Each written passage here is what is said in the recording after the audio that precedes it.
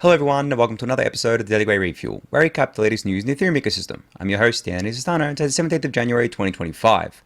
Alright everyone, let's get into it. So I'm back after my trip to Japan, back with a fresh episode of the Refuel after a couple of weeks there, and it's good to be back, honestly. I had a really awesome time in Japan, spent around 10 days there, traveling with friends, just in the usual spots, Tokyo, Kyoto, Osaka. We spent most of the time in Tokyo, and I've got to say, after going there for the second time now, I went in 2019 to Tokyo, but this is the second time I've been there. It remains my favorite city in the world, at least from ones that I've visited. I haven't visited every city in the world, of course, but I visited a lot so far, and Tokyo just reigns supreme for me. It pretty much has everything that I want in a city, even though I can't speak the native language, of course. I don't know really any Japanese except like hi and thank you, but regardless of that, like just the city itself is always alive. It really is, and it's really different to where I am in Melbourne in Australia, like totally different. It's got a lot of stuff going on that I'm super interested in. You guys know I'm really big into anime, really big into figurines, obviously, as you can see behind me. And I shared a picture in the Daily Way Discord today of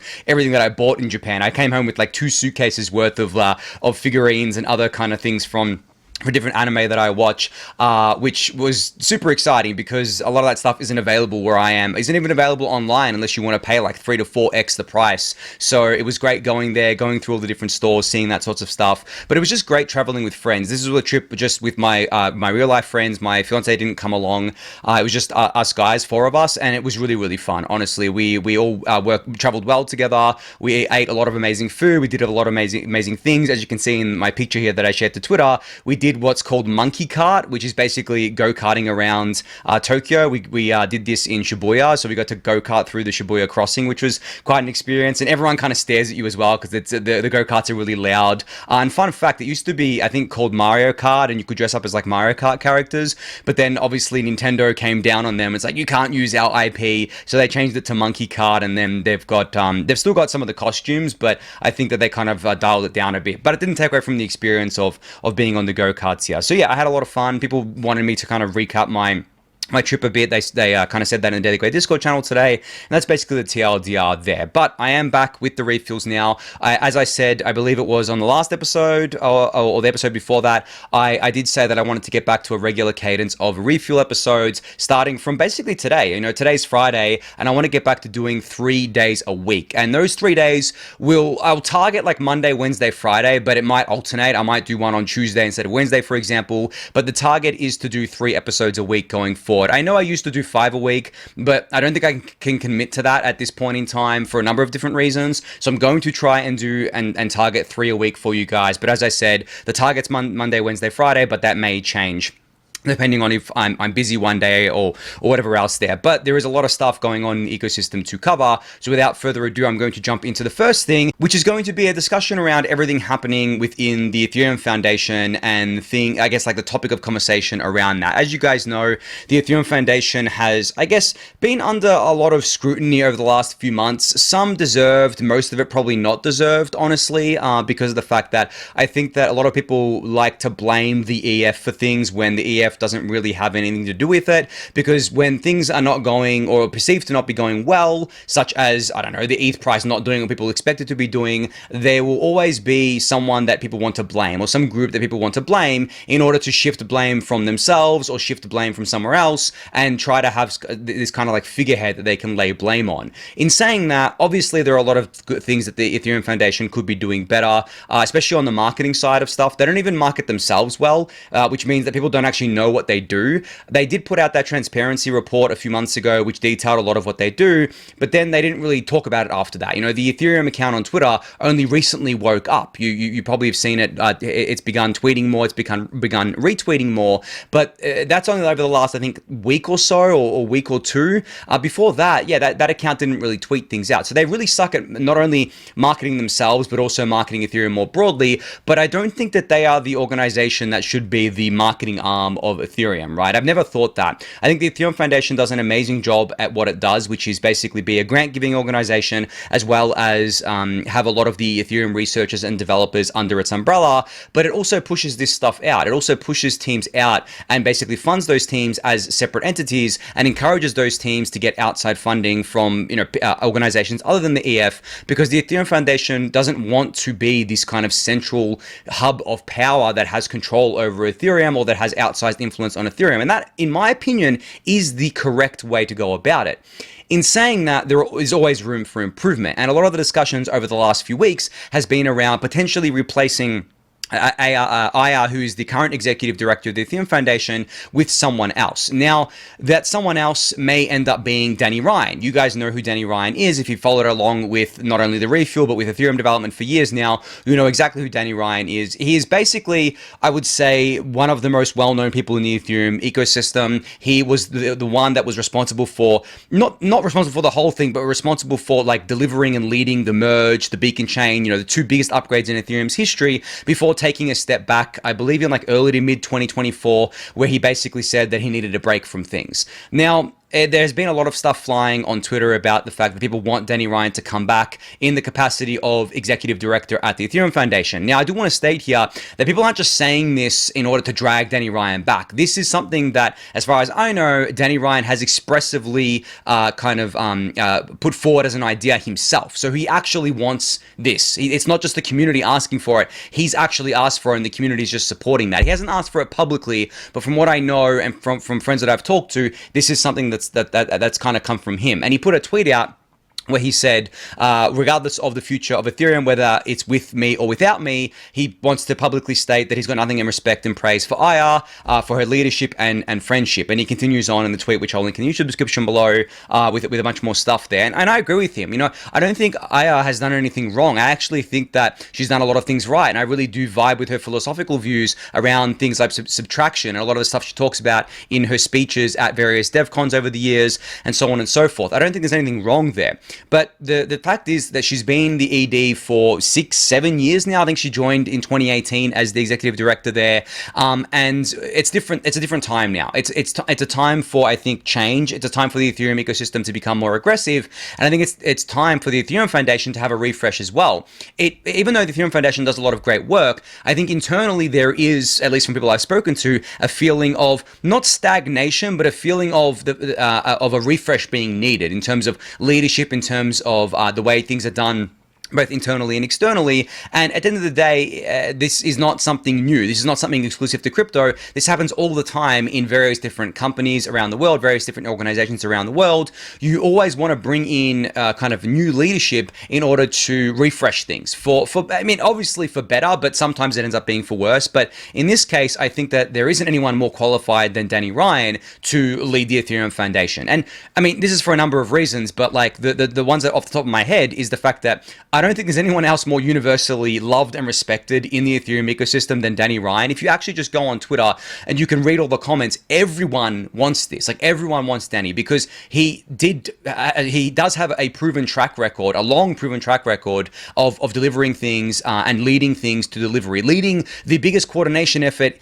in software development history, potentially, with the merge. Like, he has this proven track record, right? He has the merits. He has the leadership skills. He has the respect of the people, not only the community, but also the researchers and developers. They all respect the hell out of him. I have never come across anyone within the Ethereum community that has said anything bad or anything negative about Danny Ryan. The only people that I think have said negative things about him either have a personal bias against him for whatever reason or just don't know who he is. So that is a huge thing, especially for a leader. If you are going to be a leader of a community, especially a community and an organization as big as a community as big as Ethereum and an organization as big and influential as the Ethereum Foundation, you need to command respect, right? You need to command people in order. You need to have the backing of the people. You need to have people respecting you not only as an individual, but as a leader in order for you to be an effective leader. And again, I can't think of anyone else besides maybe Vitalik that fits the bill here. But Vitalik doesn't want this. Vitalik is not someone who I imagine would be a good executive director of the Ethereum Foundation for a number of different reasons. And again, he's not someone who even wants this. Like, he is in his own lane, doing his own thing, and he's very effective doing that within the research lane, being across various different things, being an Ethereum advocate in the public sphere as well. So I want him to keep doing that personally, and I think that he wants to keep doing that, and he's very effective at it, as I said.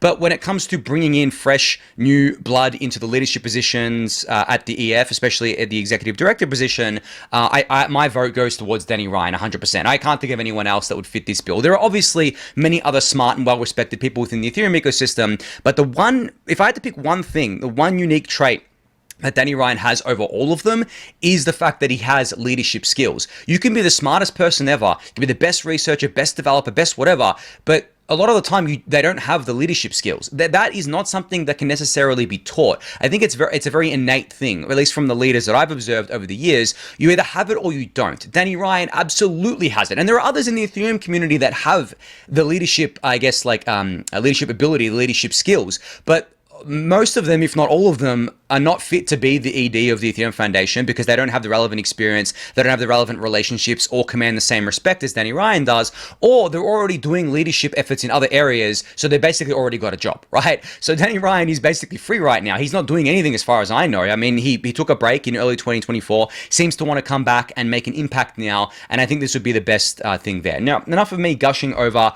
Danny here and giving him my vote, but that's generally what's been going on with the Ethereum Foundation there. But as I said at the top, I think the Ethereum Foundation gets way too much flack. I don't think that they're to blame for a lot of things within the Ethereum ecosystem. Their worst offense, I would say, and as I said earlier, is that they absolutely suck at marketing. And as I said, it's not marketing Ethereum, it's marketing themselves. They need to do a much better job of marketing themselves in terms of actually putting out into the world what they do, what they're responsible for, what they're funding, what they've made possible within the Ethereum ecosystem. And also, even though they don't want to be this, the Ethereum Foundation is still the port of entry for a lot of folks that aren't in Ethereum. Like, imagine if you're an organization and you're like, okay, well, I want to get involved with Ethereum. Who do I talk to as the respected kind of front door that I can trust? Who do I talk to that's not going to scam me? Who do I talk to that's not some random YouTuber that's shilling some random coins? Well, in Ethereum, naturally, these people would look for the Ethereum company. Now, of course, there's no Ethereum company. So then they go to the next thing. Okay, so there seems to be an Ethereum Foundation. Let's go talk to them. And from what I know, the Ethereum Foundation is just not set up right now in order to handle that inbound or those inbound requests. So under Danny Ryan, that could be something that he changes. That could be a new process that he puts in place where he's like, okay, well, I understand the importance of this, so I'm going to institute a practice and I'm going to put a team on it that solely deals with all of this inbound interest from people outside of the crypto ecosystem in order to triage that and in order to pass it down to the right teams so that these people can get more involved with the Ethereum ecosystem. Because right now, a lot of that's being done by companies outside of the Ethereum Foundation, like, for example, Coinbase. They have the vested interest in Ethereum with Base, and others like Consensus and so on and so forth. But at the end of the day, those organizations are not the Ethereum Foundation. They're not the ones with the legitimacy that the Ethereum Foundation has when it comes to Ethereum itself. So I think that that's something that could change under Danny Ryan there. I think that the EF could get better at marketing itself. It could get better at doing general business development. But again, I don't think that the EF should ever become a heavy marketing organization. That's not them. That's not in their blood. It's not in their DNA. And trying to get them to do that will take away from what they're actually good at, which is all the research and development happening, which is what is actually going to push Ethereum forward and actually going to make Ethereum a competitive platform for people to build applications on, for ETH to be more and more valuable over time, for ETH to grow as a money, as a store of value. At the end of the day, the thesis for ETH is that it's a better Bitcoin because you can do stuff with it. Like, if ETH is just the same as Bitcoin, where Ethereum stops upgrading, stops developing new things, stops becoming more scalable, so on and so forth, then it becomes just an inferior version in my eyes to Bitcoin, because you're not going to compete with BTC. Like, ETH isn't going to compete with BTC by being a BTC clone, essentially. It is competing with BTC, and in my eyes, it long-term will beat BTC based on the fact that it has vastly more utility, and it is also building its network for the long-term to protect against things such as security budget issues, which Bitcoin has no answer to, such as MEV, which Bitcoin has no answer to, right? And any kind of like toxic MEV that can pop up. Bitcoin doesn't have finality. Ethereum does. Better security guarantees. Bitcoin solo mining is a thing of the past. Ethereum solo staking is not, right? Client diversity, all these things that Ethereum is building for, as well as scaling the network via the L2s and scaling the L1 as well, is what we're focused on here. But that is in large part being done by the Ethereum Foundation efforts and by other efforts of other teams around them. But a lot of it stems from the Ethereum Foundation. They are a core hub here. And as I said, their ultimate goal is over the coming years and potentially decades to make themselves less relevant over time. But during this period, I guess, like period of hypergrowth, during this competitive period, I think the EF still needs to be relevant. I think the EF needs to change a bit internally. And I think Danny Ryan would be a perfect fit there. But enough talk about the Ethereum Foundation there. I just wanted to give my piece on that because I thought it was pretty important to go over that and go over my views on things. But if I was to give like one kind of, I guess, plea out into the community, or for those of you listening to my show at least, is that don't blame the EF for everything. Don't blame any one entity or organization for everything. If you identify a problem or something that you think needs to be fixed within the Ethereum ecosystem, you can go fix it. You don't have to rely on anyone else. The Ethereum community and ecosystem is open to anyone. It's a purely merit-based thing, or at least mostly. Obviously, you've got the usual human stuff like potentially pay to play, or who you know might get you inroads into somewhere else, so on and so forth. That's just natural whenever humans are involved, especially in large groups. But at the end of the day, Ethereum is open. It's an open, permissionless ecosystem. You can literally be the change you want to see. You could actually, if you wanted to right now, what you could do is you could organize a team, start it with yourself, get a team together, call yourselves like the Ethereum marketing something, right? Get funding from the Ethereum Foundation and other organizations and go be Ethereum's marketing arm. You can go do that right now. Hell, I would do it if I had more time to do it. I don't. If I want to do the refuel, I can't be doing something like that. And also, I'm a very shit leader, a very terrible leader. It's not something that I could lead. As I said before, you either have leadership qualities or you don't. I don't think I have leadership qualities. I've never worked well within a team, and I've never worked well as being in any kind of position of power or a leader of anything. That's just not me. It's not who I am. But that's fine. I do what I do. I educate, I try to spread the good word of Ethereum. People seem to like that. But at the end of the day, anyone can go and be whatever you want within Ethereum, and you will get funding for it. There is always money available for you. And hey, I'll offer my help too. Like if you want some help with things, want feedback on things, feel free to message me. I may be slow to reply because my DMs are a mess, but I'm always happy to help with you with anything as well there. But anyway, enough on that. There's a bunch of other stuff to get through there. So moving on, I think I wanted to say one last thing about the Ethereum account. Yeah, so I did say that the Ethereum account has been revived to the Ethereum Twitter account. It basically rebranded to, I guess, an account that's associated with Ethereum.org, which is the main website for Ethereum. And the Ethereum Foundation has a new Twitter handle that they're going to use for themselves. But the Ethereum Twitter account seems to be managed by a few, I guess, like people right now. And what they're doing is, if you actually go to their account, is that they're retweeting basically updates from the Ethereum ecosystem, trying to put a spotlight on everything happening there, as well as sometimes tweeting out their own thing. Now, this is a good start. Don't get me wrong, I'm enjoying this. I think there needs to be more aggressive. I think they need to be doing more here. And I even tweeted out that I think that they need to be tweeting about ETH, the asset, not just Ethereum, the network. In my mind, they're intertwined. It's yin and yang. If ETH is linked to Ethereum, Ethereum is linked to ETH. If you're only tweeting about Ethereum, you're basically missing 50% of ETH, right? Or 50% of what Ethereum is, which is ETH in my mind, because as I said, yin and yang there. So I do want to see the Ethereum Twitter account tweeting more about ETH, the asset. I've directly passed this feedback onto those managing this account, or at least people who know those managing this account. So I'm hopeful that will change there. But just the fact that this account is alive again is a huge change. So I'm very, very happy with that. And hey, maybe we get that huge change with EF leadership as well. That would be really cool. But I don't know anything about that right now. We'll have to see how that plays out. But the fact that the Ethereum account is alive again on Twitter, I think is really great, because it is a great way to just market Ethereum and just get awareness of Ethereum up. There's no other account that has more followers. I don't even know if Vitalik's account has more followers than the Ethereum account. And Vitalik doesn't really tweet things except deep math stuff and shares his blog posts. So it's very different, right? And that's just what he does because that's what he vibes with. But hey, the Ethereum Twitter account could be a lot more than that, and they are doing that now. All right, moving on to some core dev updates. So we have a timeline for Pectra, and once again, I was right about the timeline. It seems that we're going to get a March mainnet fork. Christine Kim here estimates, or at least she's replaying what the core devs estimate here, that it's going to happen in early to mid-March.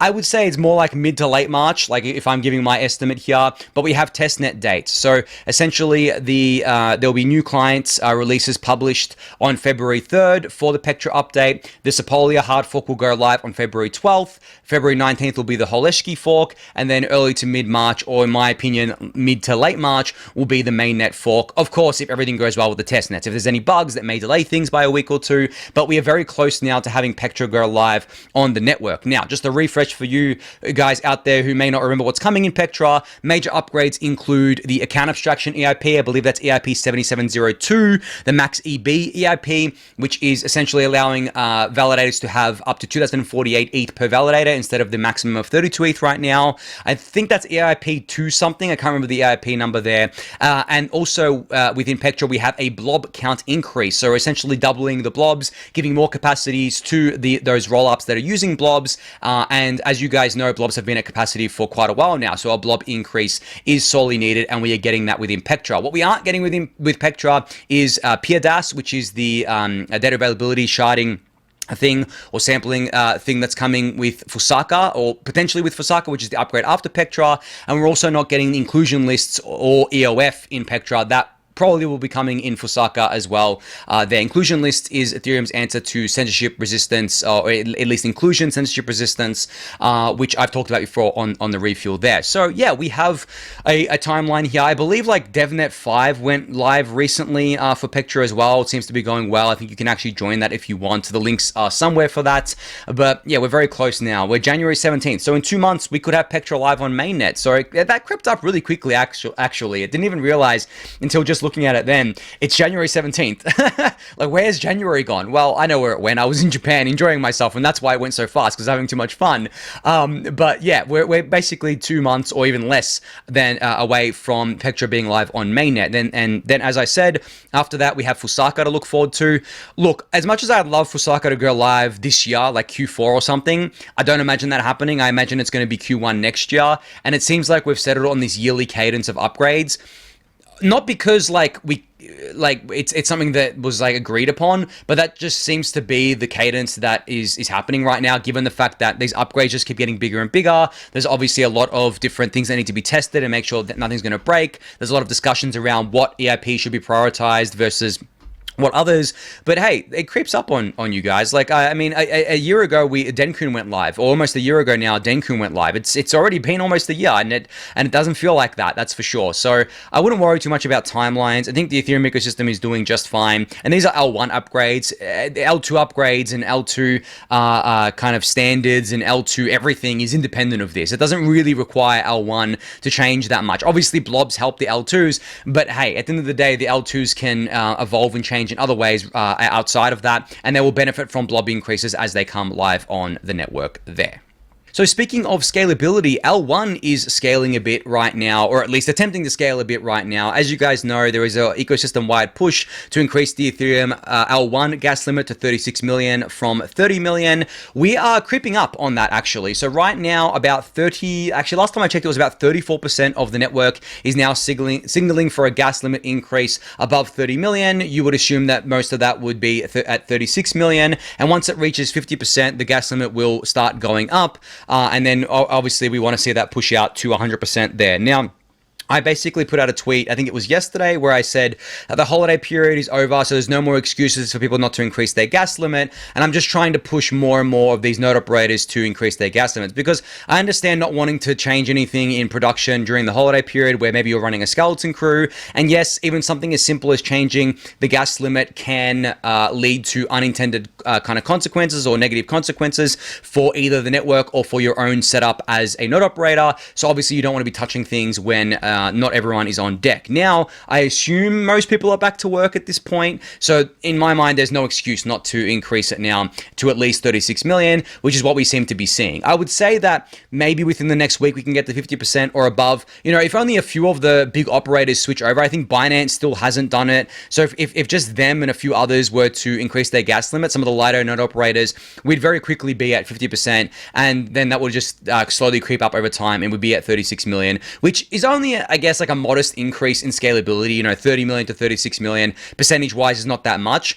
But as I've explained in previous refuels, it's a signal. It's a signal that basically we want to scale the L1. We know that we didn't raise the gas limit for a long time. Let's raise it. And then after Pectra goes live, and after some of these fixes are in to make sure that increasing the gas limit isn't going to kill the network or anything like that, or isn't going to send the network offline, we can keep increasing it from there.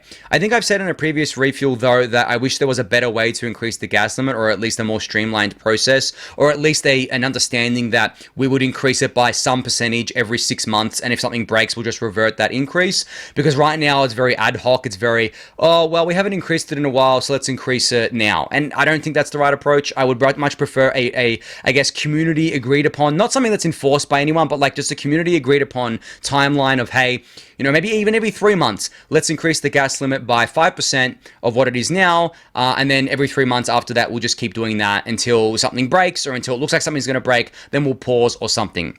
Because after this gas limit increase goes through, I don't know when the next one's going to be. Like, I might push for it in 3 months. I might be like, guys, let's do this. Let's increase by another 5%. I don't care if I annoy people. Like, I just think that that's the right thing to do. So we'll see how that goes there.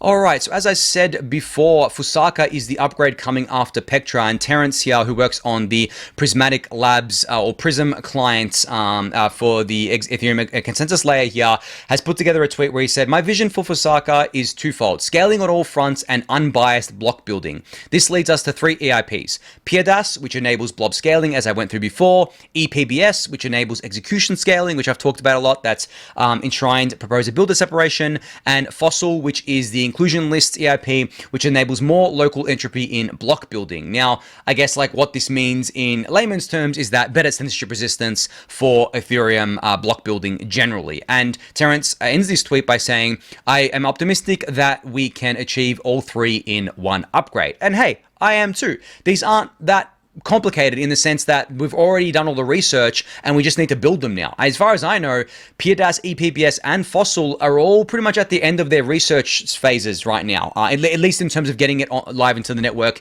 in a initial capacity. I know PIADAS for sure is, Fossil's got an EIP, EPBS I think is almost there. I haven't really kept up with the latest on that, but I've been loosely following it because there was just so much happening within it. It was just hard to keep up with. But yeah, those things seem pretty ready to me. So yeah, it seems like we're going to get them there. Now, on the Fossil topic here, Soyspoke actually put out a tweet, which got me super excited. This is super nerdy shit here, but this got me really excited, where he said, "This chart shows the percentage of honest validators needed for all transactions, including censored ones, to be included under Fossil. With an inclusion list committee size of 16, you only need around 15% honest validators for transactions to be included within the same slot." Now, just to illustrate how amazing this is, I actually explained like I'm 5 to someone else who asked for an explanation of this. So my understanding, which was confirmed by Soyspoke here, is that this means that even if 85% of validators are censoring a transaction, for example, a Tornado Cash transaction, it'd still get included in the next Ethereum slot, which is Ethereum's blocks, obviously. This is completely different to how it works today.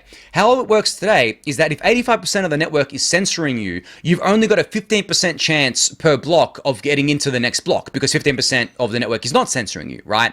So we're basically flipping that on its head and reversing it and saying, well, okay, even if 85% is censoring you, you still have a 100% chance, or actually more than flipping it on its head, you still have a 100% chance with Fossil that your transaction is getting included in the next Ethereum slot. So effectively, you haven't been censored at all. That is insane, because we're not even close to 85% of validators censoring. Right now, we're at like, I think 10% or less than 10% of validators censoring. I think it's even less than that. The real parties that I guess like are censoring the block builders and the relays. But with Fossil, we give the power back to the validators essentially, and we, as far as I understand it, we eliminate that concern there. We eliminate that because essentially you're enforcing a list of transactions that you want to see included, which could be essential transactions such as Tornado Cash as a validator, which means that you have a 100% chance even if 85% of validators are censoring you. Because if validators are censoring you, it becomes even worse than block builders or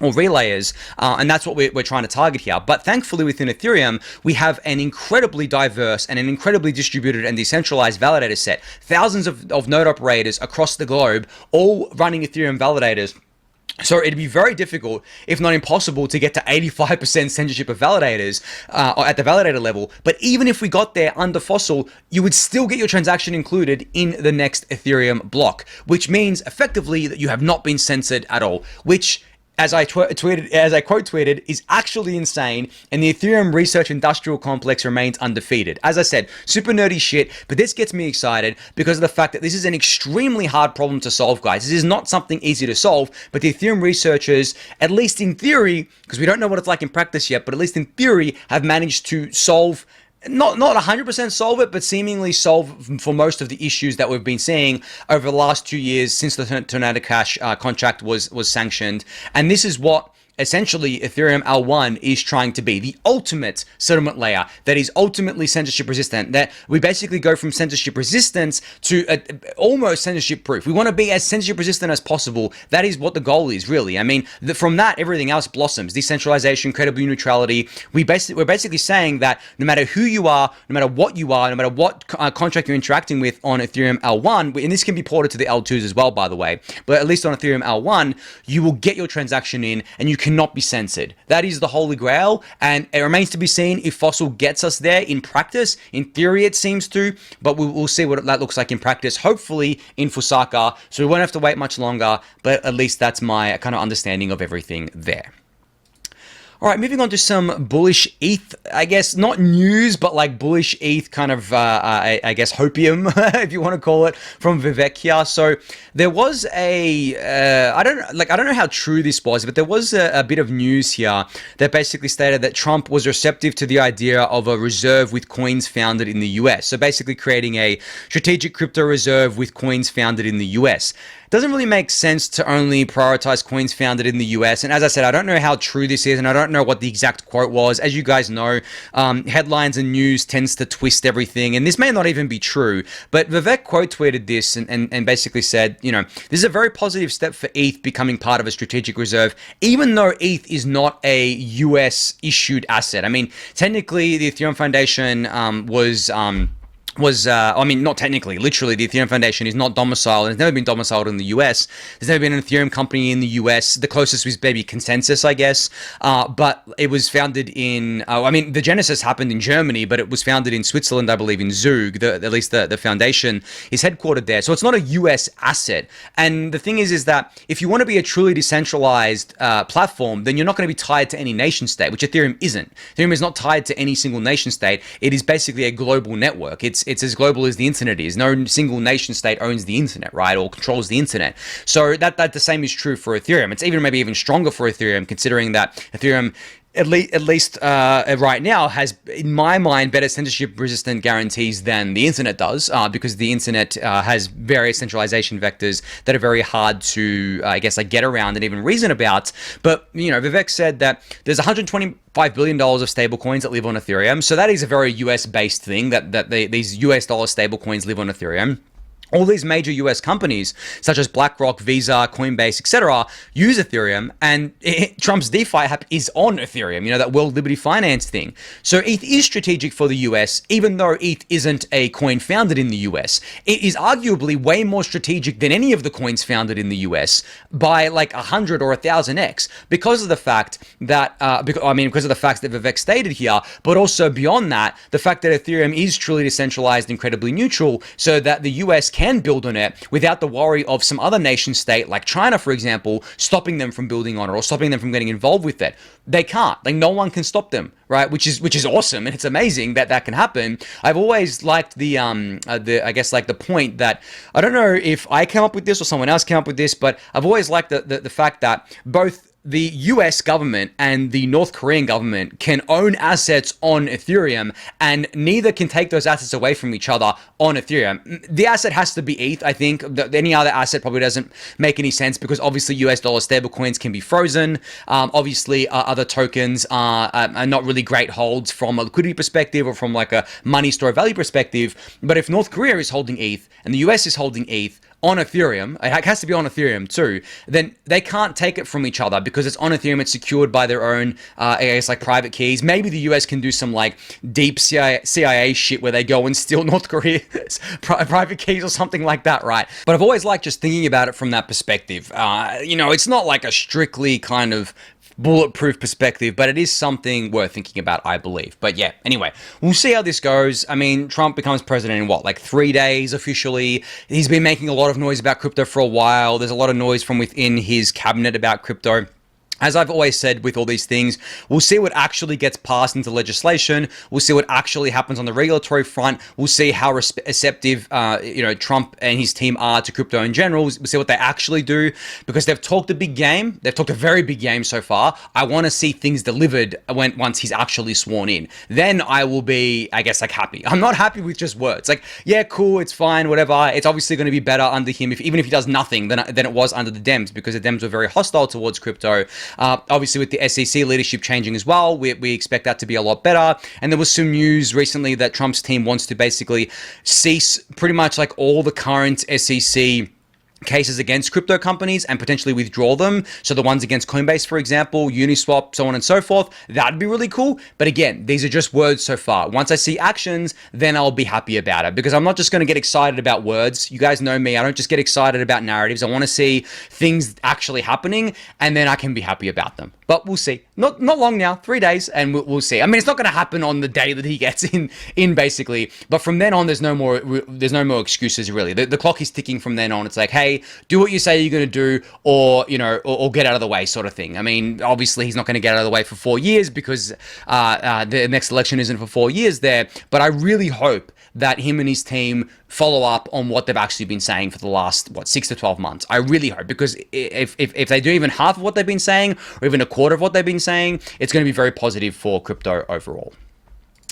All right, so just a couple of last things about L2s. So there was an L2 interop working group call that started basically, I think, today or yesterday. So 70 plus people came together from across the Ethereum ecosystem, people from the L2 teams, wallet teams, bridge teams, and so much more, to basically join this call and discuss everything interoperability between Ethereum and its L2. So the TLDR is that they're currently prioritizing two things. They're finalizing a design and format for chain-specific addresses, and consolidating the multiple designs that have been proposed for cross-chain messaging and align on a shared standard to push forward with. Together, they have decided to go ahead and start prototyping an end-to-end wallet-based prototype for chain-specific addresses, and spun up a new group to consolidate on cross-chain messaging designs, with a bunch of teams that work on this jumping in here, which is great to see. This is what we want to see happening on the interoperability front. We want to see all these different teams working together in order to make jumping between the different L2s, using the different L2s, using Ethereum L1 with the L2s, and so on and so forth, feel like one Ethereum chain again. I've been saying this for a while, and I think this was spawned by Vitalik, but basically the goal for the coming years for Ethereum, this maybe is even the number one goal for Ethereum above everything else, and I actually pretty strongly believe this. It's to make all of Ethereum feel like one chain again. If we can do that, which I think we can, I don't think it's an insurmountable issue. I actually think we know the solutions right now. It's all about just agreeing on standards and implementing them. I think once we do that, not if we do that, once we do that, we pretty much solve Ethereum's biggest issue, which is the fragmentation issue right now. And obviously that bleeds down into the user experience, and causes a poor user experience there. But once we solve that, I mean, I think everything is downstream of that, honestly. I think that we're doing a lot of work in parallel to this as well to solve all the other issues, but that is obviously the biggest user-facing issue right now, which I've said before, I don't think is like a critical issue, where I don't imagine there's many users, at least not power users, and many casual users jumping between L2s constantly. I think only really power users do that, and I think even with power users, most of them don't do that. I mean, I know a few power users, they really stay on like one or two L2s at a time, maybe mostly one at a time, because their assets are there, the liquidity is there. They don't really need to move unless something really interesting is happening on another chain. And this goes for L1s as well, like not just the L2s. They don't really feel compelled to move because they're like, well, I'm fine here. And if you're a whale, you're fine on L1. Like, you're not going to care about paying the fees aren't that high right now, but if you're a whale on L1, you're not going to care about paying like $10, $20, $30 fees, or even $100 fees. Like, you have millions of dollars, you don't care, right? And that's always been the case. But hey, not everyone's a whale. Most people are not. We want to scale Ethereum to the everyday regular user. We want to make it as cheap as possible for everyone, and that's what we're doing at the L2s. And obviously, on top of that, we need to make sure that it's interoperable with each other and all feel like one Ethereum chain there. All right, last thing to talk about was a bit of drama that I missed because I actually wasn't checking Twitter or Discord much while I was in Japan. I actually wanted to enjoy my holiday, not pollute my mind with mindless Twitter stuff.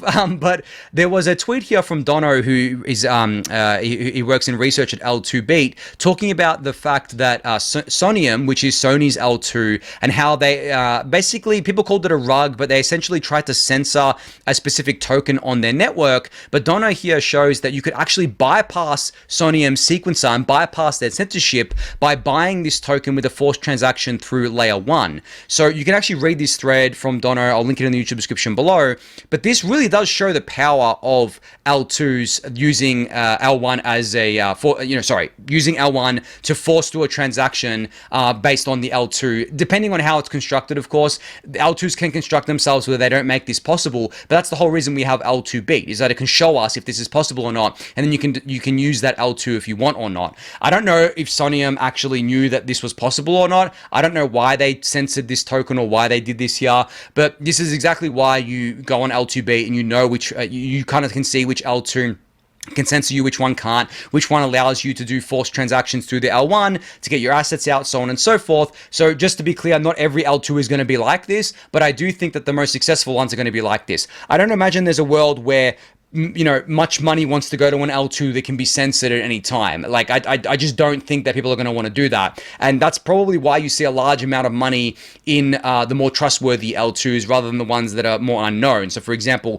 Arbitrum 1 is stage 1. Base is still stage 0, but moving towards stage 1. And Base is obviously has the Coinbase brand behind it and the Coinbase reputation behind it. And I think if Base was to do anything fishy, it would pretty much kill them, like if they were to do this, right? Sonium is obviously different because it's Sony. They're a big corporation. Different considerations. Sure, their legal team was probably in on this or something like that. But anyway, you should go read Dono's thread because it runs through how you can actually do a forced transaction through L1. And yes, he was doing it through Etherscan. It was pretty complex, but anyone can build a tool to do this. And I'm sure people are going to build tools to do this anyway. And that's been basically the selling point of L2s, I believe, is that you get more scale, you don't get the downsides of having to come to global consensus on things, and you still get, or potentially can get, the similar guarantees as you get on Ethereum L1 for a fraction of the price.